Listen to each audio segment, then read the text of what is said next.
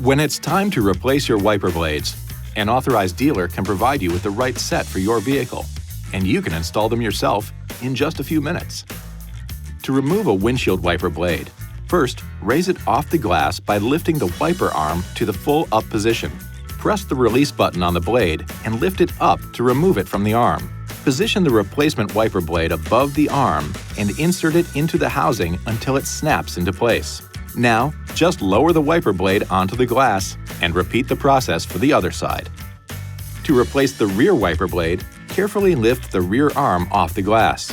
Use one hand to grab the wiper arm as close to the wiper blade as possible.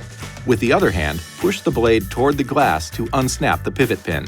Install the replacement wiper blade's pivot pin into the blade holder and press the blade until it snaps into place. Lower the wiper blade onto the glass and installation is complete. This video is not intended to take the place of your owner's manual. For complete details and other important safety information, please see your owner's information.